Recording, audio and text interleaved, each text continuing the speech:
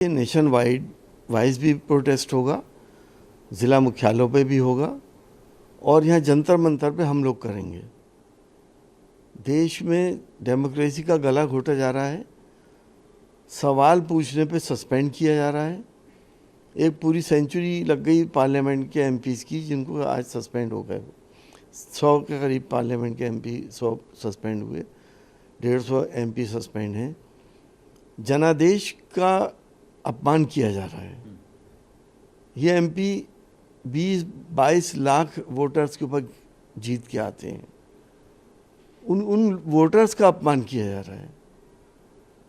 तो डेमोक्रेसी को बचाने के लिए और संविधान को बचाने के लिए ज़रूरी है कि डेमोक्रेटिक तरीके से विरोध प्रदर्शन किया जाए और पूरे देश के अंदर कल ये प्रदर्शन होने जा रहा है। जो होगा हम बता देंगे और हम सख्त से सख्त कार्रवाई करेंगे। लेकिन केस को इतना डिफ्यूज़ करने की कोशिश की गई, आतंकवादी हमला था ये। अगर उनके पास जितना वो बारूद लाए थे इतना आरडीएक्स होता तो क्या होता? कितने लोगों को आप श्रद्धांजलि दे रहे होते चैनलों पे? इसकी गंभीरता आपने देखी कि 1 घंटे के बाद पार्लियामेंट सेशन शुरू कर दिया। क्या वो जो गैस छोड़ी थी उन्होंने पार्लियामेंट के अंदर, उसका फॉरेंसिक एनालिसिस हुआ? क्या वो टॉक्सिक गैस थी या नहीं थी? मैंने जब ये सवाल किया तो अध्यक्ष जी ने कहा कि हमने उसका रैपर देख लिया था। रैपर में तो कुछ भी आ सकता है। डिफ्यूज़ करने की कोशिश कर रहे हैं इस मामले को। जी, और उनके तमाम साथी, वो आज उन्होंने कह सकते हैं कुश्ती से संन्यास ले लिया है। उनका ये खेल मंत्री से बात करी, होम मिनिस्ट्री में बात करी, लेकिन हमारी नहीं सुनी गई। और आज जो WFI का जो प्रेसिडेंट चुना गया उनके साथ ही हैं, तो कहीं ना कहीं हमें न्याय नहीं मिला और इस कारण हम कुश्ती को त्याग रहे हैं। देखिए, देश के लिए बहुत अफसोसनाक बात है ये। न जाने क्यों आज ये दिन जो गुज़र रहे हैं वो इतिहास में काले अक्षरों से लिखे जाएंगे। खिलाड़ी देश का होता है, सबका मान सम्मान होता है। वो देश के लिए उसने पदक लेके आए थे। वो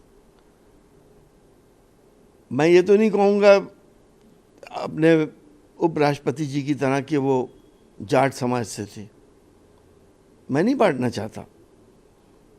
लेकिन जो बेइज्जती उन लोगों की हुई है और जिस तरह से हमने देखा साक्षी मलिक को रोते बिलखते, हर हिंदुस्तानी का दिल भर आया।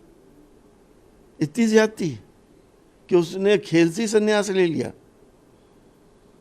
तो मैं तो यही कहूँगा कि इस वक्त कोई भी काम निष्पक्ष और ईमानदारी से नहीं हो रहा है। इसका क्रेडिट जो है वो सेक्रेटरी WFI के हैं, उनको देता हूँ। और जो रेसलर्स जो देश के लिए खेलना जानते हैं, मैं उसको क्रेडिट देता हूँ, ना कि जो बस राजनीति करते हैं। इस हद तक ये रेसलर परेशान हो गया कि ये तकरीबन 1 महीना बैठे रहे जंतर मंतर पे। किसी ने इनकी बात नहीं सुनी, किसी ने इनके आंसू नहीं पूछे। एक बड़े भाई की तरह, एक गार्जियन की तरह ही कहना चाहिए था, लेकिन ऐसा नहीं हो सका। दिग्विजय सिंह का बयान आया है, वो कह रहे हैं कि अभी जात पात में बांटा जा रहा है। एक वीडियो सामने आया उसके बाद, तब कहाँ थे ये लोग जब राकेश टिकैत के ऊपर लाठियाँ बरसाई गई, पहलवानों को सड़कों पे कुचला गया, तब तो PM मोदी और उनके जो ब्रिगेड हैं वो चुप थी और अभी सामने आ रहे हैं। देखिए, बीजेपी इशू को डाइवर्ट करना बहुत खूबसूरती से जानती है। इतनी बार झूठ बोलती है कि ये लगेगा सच हो गया। तिल का ताड़ बना देना इनके लिए बाएं हाथ का खेल है। मिमिक्री क्या कभी हुई नहीं? क्या प्रधानमंत्री जी ने पार्लियामेंट में मिमिक्री नहीं करी? क्या सोनिया जी और राहुल जी के लिए भद्दी टिप्पणियां नहीं की गई? पार्लियामेंट होती है, आपके चैनलों पे चलता है, ओ माय गॉड के नाम से कैसे कैसे बिगड़ी हुई शक्लें बना देते हैं। प्रधानमंत्री ने तो आज तक शिकायत नहीं करी थी, क्योंकि देश के सामने इस वक्त एक आतंकवाद का मुद्दा था। देश की संसद पे एक आतंकवादी हमला हुआ था, उसको दबाने के लिए, उसको डिफ्यूज करने के लिए मिमिक्री का लोगों ने मिमिक्री को इशू बना दिया और कहीं ना कहीं आप लोग भी उस ट्रैप में फंस गए। कुछ चैनल सारा दिन, कल कोई ख़ास इंतज़ाम नहीं है। पुरानी पार्लियामेंट में सुरक्षा के 3 चक्र थे, एक में घुसेगा आदमी, फिर दूसरे में आएगा, फिर लॉबी में आएगा, फिर पार्लियामेंट में दाखिल हो सकता था। इसीलिए पिछले हमले के अंदर आतंकवादी पार्लियामेंट तक नहीं पहुंच पाया था। इस पार्लियामेंट में कूदता हुआ जाएगा, दो बैरियर क्रॉस करेगा, पार्लियामेंट के अंदर आ जाएगा। और जिस तरह की ये दर्शक दीर्घा बनाई गई है, आदमी आराम से कूद गया, एक कूद गया, दूसरा लटका हुआ था, जब मैंने देखा फिर वो भी कूद गया। तो सुरक्षा का तो वहाँ पे कोई वो किया ही नहीं, लेकिन CISF से हमें ये पूरी उम्मीद है कि अच्छी सुरक्षा करेंगे और इसके अंदर चिड़िया भी पर नहीं मार सकती। सर, एक आखिरी प्रश्न, 22 जनवरी जो ऑपोजिशन के तमाम बड़े लीडर्स हैं, जैसे सोनिया गांधी, मल्लिकार्जुन खड़गे, मनमोहन सिंह और HD देवगौड़ा जैसे तमाम जो बड़े नेता हैं, उनको आमंत्रण पत्र भेजा है, क्या आप शामिल हुए उद्घाटन में?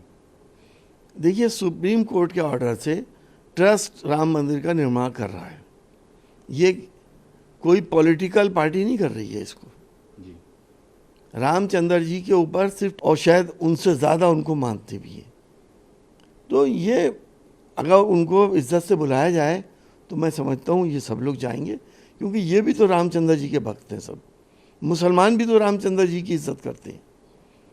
हम तो इस बात के ख़िलाफ़ हैं कि इतने बड़े नाम को हमने मामूली पॉलिटिकल माइलेज के लिए ऐसा इस्तेमाल कर रहे हैं, जो उनके जैसे लेवल के या उस स्पिरिचुअल आत्मा के लिए या सुपर आत्मा के लिए ये शोभा नहीं देता कि हम अपने पॉलिटिकल माइलेज में रामचंद्र जी को लेके आएँ, एक मस्जिद को गिरा दें, लोगों को मार दें, लोगों के दिलों में नफ़रतें भर दें, लोगों में एक दूसरे से अलगाव पैदा कर दें।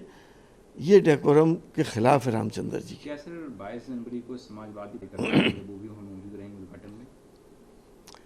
देखिए, जिसको बुलाया जाएगा वो जाएगा, बगैर बुलाए थोड़ी चले जाएंगे।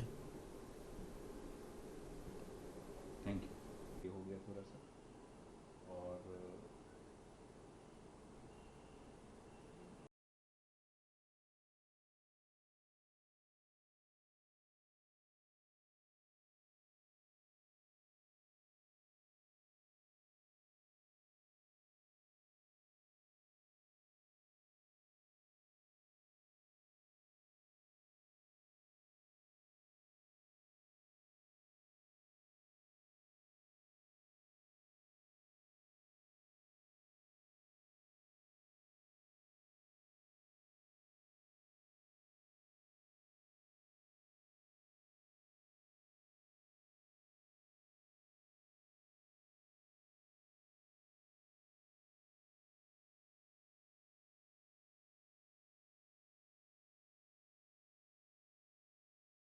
भारत की बात रोहित सिंह सावल के साथ सिर्फ ABP न्यूज पर।